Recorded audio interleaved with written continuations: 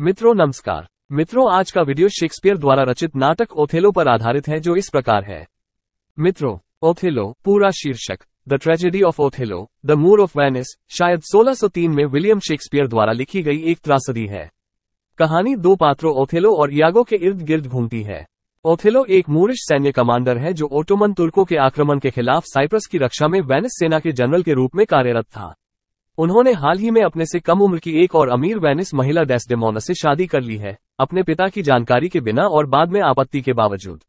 Iago Othello का द्वेषपूर्ण प्रतीक है, जो दुर्भावनापूर्वक अपने मालिक की ईर्ष्या को तब तक भड़काता है जब तक कि आमतौर पर उदासीन मूर अपनी प्यारी पत्नी को अंधे गुस्से में मार नहीं देता। जुनून, ईर्ष्या और नस्ल के अपने स्थायी विषयों के कारण ओथेलो अभी भी सामयिक और लोकप्रिय है और कई अनुकूलन के साथ व्यापक रूप से प्रदर्शित किया जाता है। कैरेक्टर्स: ओथेलो, वेनिस की सेना में जनरल, एक कुलीन मूर। डेस्डेमोना, ओथेलो की पत्नी, ब्रेबेंटियो की बेटी। इयागो, ओथेलो का भरोसेमंद लेकिन ईर्ष्यालु और गद्दार प्रतीक। कैसियो, ओथेलो का वफादार और सबसे प्रिय कप्तान। एमिलिया, इयागो की पत्नी और डेस्डेमोना की नौकरानी। बियाका, कैसियो का प्रेमी। ब्रेबेंटियो, वेनिस के सेनेटर और डेस्डेमोना के पिता, उन्हें ब्रेबेंजियो भी कहा जा सकता है। रोडेरिगो, लंपट वेनिशियन, डेस्डेमोना से प्यार करता है। वेनिस के ड्यूक। ग्रेटियानो, ब्रेबेंटियो का भाई। लोदोविको, ब्रेबेंटियो के रिश्तेदार और डेस्डेमोना के चचेरे भाई। मोंटानो, साइप्रस सरकार में ओथेलो के वेनिस के पूर्ववर्ती। विदूषक, नौकर। सेनेटरो, नाविक। अधिकारी, सज्जन, दूत, परिचारक, संगीतकार। प्रभावशाली शेक्सपियर आलोचक एसी ब्रैडली ने ओथेलो के दुखद दोष को इतनी तीव्र यौन ईर्ष्या के रूप में परिभाषित किया कि यह मानव स्वभाव को अराजकता में बदल देता है और मनुष्य में जानवर को मुक्त कर देता है। मनुष्य में जानवर खुद को उसकी चेतना में नग्न स्थूलता में मजबूर करता है और वो इसके सामने छटपटा रहा है लेकिन इसमें प्रवेश से इनकार करने में असमर्थ है। प्रदूषण की अस्पष्ट छवियों को समझ रहा है और केवल खून की पाश्विक प्यास में ही राहत पा रहा है। इस ईर्ष्या को नाटक में पशु चित्रण के माध्यम से दर्शाया गया है। नाटक के आरंभिक कृत्यों में इयागो ने ही गधा, डॉव, मक्खियां, मेढ़ा, जैनेट, गिनी मुर्गी, बबून, जंगली बिल्ली, स्नाइप, बंदर, राक्षस और भेड़ियों का उल्लेख किया है। लेकिन तीसरे एक्ट के बाद से ओथेलो इयागो की कल्पना की इस पंक्ति को पकड़ लेता है क्योंकि उसकी अतार्किक ईर्ष्या प्रबल हो जाती है। 40 ऐसा ही शैतानी कल्पना अर्थात नरक और शैतानों की छवियां के साथ भी होता है, जिनमें से इयागो पहले दो कृत्यों में अपनी 16 शैतानी छवियों में से 14 का उपयोग करता है। फिर भी ओथेलो अंतिम 3 कृत्यों में अपनी 26 में से 25 छवियों का उपयोग करता है। न केवल ओथेलो बल्कि इयागो भी ईर्ष्या से ग्रस्त है। वो एक प्रकार की ईर्ष्या है जिसे समकालीन विद्वान फ्रांसिस बेकन ने सबसे घृणित स्नेह और सबसे भ्रष्ट कहा है, जिसके कारण ये शैतान का उचित गुण है। जैसा कि हमेशा होता है, ईर्ष्या सूक्ष्मता से और अंधेरे में और अच्छी चीजों के प्रति पूर्वाग्रह पैदा करती है। कभी कभी आलोचकों को ये परिभाषित करने में संघर्ष करना पड़ता है कि ओथेलो किस प्रकार की ईर्ष्या से ग्रस्त है या इसे एक मकसद के रूप में नकारते हैं। उदाहरण के लिए, जो दावा करते हैं कि 1945 और 1957 के बीच रूस में केवल एक अभिनेता ने ओथेलो को ईर्ष्या से ग्रस्त दिखाया था। वास्तव में ईर्ष्या एक व्यापक भावना है और इसमें वासना से लेकर आध्यात्मिक मोहभंग तक का स्पेक्ट्रम शामिल है जिसके भीतर ओथेलो का जुनून गिरना चाहिए। और वह ईर्ष्या के कई स्वीकृत पहलुओं को प्रदर्शित करता है। सबूतों को छीनने की उत्सुकता, ईर्ष्या की वस्तु की अपमानजनक छवियों को शामिल करना, मन को शांत करने के लिए अस्पष्टताओं को छीनना, अश्लील उपहास का डर और को यह विश्वास हो गया कि उसका सम्मान उसकी पत्नी की बेवफाई के कारण धूमिल हो गया है और इसे केवल डेस्डेमोना और कैसियो की मृत्यु के माध्यम से बहाल किया जा सकता है।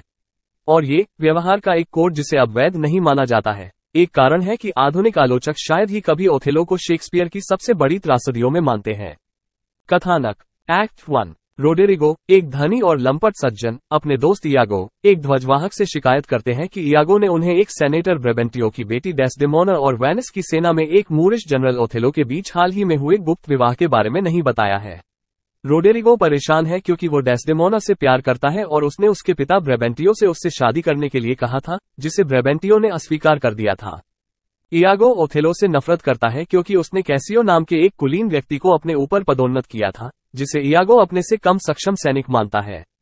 इयागो रोडेरिगो को बताता है कि वह अपने फायदे के लिए ओथेलो का शोषण करने की योजना बना रहा है और रोडेरिगो को ब्रेबेंटियो को जगाने और उसे अपनी बेटी के भागने के बारे में बताने के लिए मना लेता है। इस बीच इयागो ओथेलो को खोजने के लिए चुपचाप भाग जाता है और उसे चेतावनी देता है कि ब्रेबेंटियो उसके लिए आ रहा है।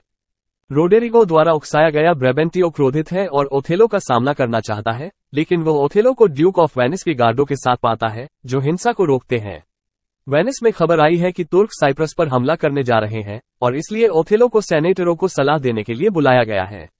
ब्रेबेंटियो के पास ओथेलो के साथ ड्यूक के निवास पर जाने के अलावा कोई विकल्प नहीं है, जहां वो ओथेलो पर जादू टोना द्वारा डेस्डेमोना को बहकाने का आरोप लगाता है।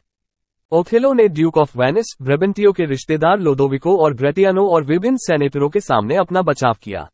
ओथेलो बताते हैं कि जब उन्हें ब्रेबेंटियो के घर में आमंत्रित किया गया था, तो डेस्डेमोना किसी जादू टोने के कारण नहीं, बल्कि वेनिस से पहले अपने जीवन के बारे में बताई गई दुखद और सम्मोहक कहानियों के कारण उन पर मोहित हो गई।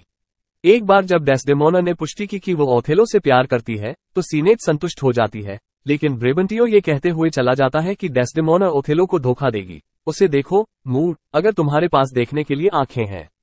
उसने अपने पिता को धोखा दिया है और तुम भी ऐसा कर सकते हो। एक्ट 1। इयागो अभी भी कमरे में है, ब्रेबेंटियो की टिप्पणी पर ध्यान देता है। ड्यूक के आदेश से ओथेलो साइप्रस द्वीप पर तुर्कों के आक्रमण के खिलाफ वेनिस की सेनाओं को कमान देने के लिए उनके नए लेफ्टिनेंट कैसियो, उनके ध्वजवाहक इयागो और डेस्डेमोना के परिचारक के रूप में इयागो की पत्नी एमिलिया के साथ एक। एक्ट 2। पार्टी साइप्रस पहुंचती है और पाती है कि एक तूफान ने तुर्की के बेड़े को नष्ट कर दिया है। ओथेलो एक सामान्य उत्सव का आदेश देता है और डेस्डेमोना के साथ अपनी शादी को संपन्न करने के लिए निकल जाता है। उसकी अनुपस्थिति में इयागो कैसियो को शराब पिलाता है और फिर रोडेरिगो को कैसियो को लड़ाई में शामिल करने के लिए मनाता है। मोंटानो गुस्से में और नशे में धुत कैसियो को शांत करने की कोशिश करता है। इसके कारण वे एक दूसरे से लड़ने लगते हैं और मोंटानो घायल हो जाते हैं। ओथेलो आता है और उन लोगों से सवाल करता है कि क्या हुआ। ओथेलो ने गड़बड़ी के लिए कैसियो को दोषी ठहराया और उसका पद छीन लिया। व्याकुल कैसियो को तब इयागो ने डेस्डेमोना से अपने पति को उसे बहाल करने के लिए मनाने के लिए कहा। एक्ट 3। इयागो ओथेलो को कैसियो और डेस्डेमोना के रिश्ते पर संदेह करने के लिए मनाता है। जब डेस्डेमोना एक रूमाल, ओथेलो द्वारा उसे दिया गया पहला उपहार, गिराती है, तो एमिलिया उसे ढूंढ लेती है और उसके अनुरोध पर इयागो को दे देती है, इस बात से अनजान कि वह इसके साथ क्या करने की योजना बना रही है। ओथेलो प्रकट होता है और फिर इयागो द्वारा अपने कप्तान के साथ अपनी पत्नी की बेवफाई के बारे में आश्वस्त होने पर इयागो के साथ डेस्डेमोना और कैसियो की मौत की कसम खाता है, जिसके बाद वो इयागो को अपना लेफ्टिनेंट बनाता है। एक्ट 4। इयागो कैसियो के आवास में रुमाल रखता है, फिर ओथेलो को कैसियो की प्रतिक्रियाओं को देखने के लिए कहता है, जबकि इयागो उससे सवाल करता है। इयागो कैसियो को एक स्थानीय वैश्या बियाका के साथ अपने संबंध के बारे में बात करने के लिए उकसाता है, लेकिन उसका नाम इतने धीरे से फुसफुसाता है कि ओथेलो को विश्वास हो जाता है कि दोनों लोग डेस्डेमोना के बारे में बात कर रहे हैं। बाद में बियाका ने कैसियो पर उसे सेकंड हैंड उपहार देने का आरोप लगाया जो उसे किसी अन्य प्रेमी से मिला था। ओथेलो ये देखता है और इयागो उसे विश्वास दिलाता है कि कैसियो को डेस्डेमोना से रुमाल मिला है। क्रोधित और आहत होकर ओथेलो अपनी पत्नी को मारने का संकल्प करता है और इयागो को कैसियो को मारने के लिए कहता है। ओथेलो डेस्डेमोना के जीवन को दयनीय बनाने के लिए आगे बढ़ता है और वेनेशियन रईसों के सामने उस पर हमला करता है। इस बीच रोडेरिगो शिकायत करता है कि उसे अपने पैसे और डेस्डेमोना को जीतने के प्रयासों के बदले में इयागो से कोई परिणाम नहीं मिला है, लेकिन इयागो उसे कैसियो को मारने के लिए द्वारा बियाका का आवास छोड़ने के बाद रोडेरिगो ने सड़क पर कैसियो पर असफल हमला किया, क्योंकि कैसियो ने रोडेरिगो को घायल कर दिया। हाथापाई के दौरान इयागो कैसियो के पीछे से आता है और उसका पैर बुरी तरह काट देता है। अंधेरे में इयागो अपनी पहचान छिपाने में कामयाब हो जाता है और जब लोदोविको और ग्रेटियानो मदद के लिए कैसियो की पुकार सुनते हैं, तो इयागो उनके साथ शामिल हो जाता है। जब कैसियो रोडेरिगो को अपने हमलावरों में से एक के रूप में पहचानता है, तो इयागो उसे साजिश का खुलासा करने से रोकने के लिए चुपके से रोडेरिगो को चाकू मार देता है। इसके बाद इयागो ने बियाका पर कैसियो को मारने की असफल साजिश का आरोप लगाया। ओथेलो सोती हुई डेस्डेमोना का सामना करता है। वो बेवफा होने से इनकार करती है, लेकिन वो उसका गला घोंट देता है। एमिलिया आती है और डेस्डेमोना मरने से पहले अपने पति का बचाव करती है और ओथेलो डेस्डेमोना पर व्यभिचार का आरोप लगाती है। एमिलिया मदद के लिए पुकारती है। पूर्व गवर्नर मोंटानो ग्रेटियानो और इयागो के साथ पहुंचे। जब ओथेलो सबूत के तौर पर रुमाल का उल्लेख करता है, तो एमिलिया को एहसास होता है कि इयागो ने क्या किया है और वो उसे बेनकाब कर देती है। ओथेलो को देर से डेस्डेमोना की बेगुनाही का एहसास हुआ। उसने इयागो को चाकू मार दिया, लेकिन घातक नहीं, ये कहते हुए कि इयागो एक शैतान है, लेकिन इससे पहले कि वह हाथापाई में एमिलिया को चाकू मार दे। इयागो ने अपने उद्देश्यों को स्पष्ट करने से इनकार कर दिया और उसी क्षण से चुप रहने की कसम खाए। लोदोविको ने रोडेरिगो, एमिलिया और डेस्डेमोना की हत्या के लिए इयागो और ओथेलो दोनों को पकड़ लिया, लेकिन ओथेलो ने आत्महत्या कर ली। लोदोविको कैसियो को ओथेलो के उत्तराधिकारी के रूप में नियुक्त करता है और उसे इयागो को उचित रूप से दंडित करने के लिए प्रोत्साहित करता है। फिर वह यागो की उसके कार्यों के लिए निंदा करता है और दूसरों को ये बताने के लिए निकल जाता है कि क्या हुआ है। इस प्रकार इस दुखांत नाटक का समापन हो जाता है।